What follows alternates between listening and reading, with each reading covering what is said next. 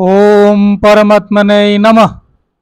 अत्र शूरमहेश्वासा भीमार्जुन समायुधि युयुधान विराटश्च द्रुपदश्च महारथः धृष्टकेतुः चेकितानः काशीराजस्य वीर्यवान् पुरोजित् कुन्तीभोजश्च शैवश्च नरपुङ्गवः योधामनश्च विक्रान्त उत्तमजाश्च वीर्यवान् सौभद्र द्रौपदेयाश्च सर्वैव महारथः।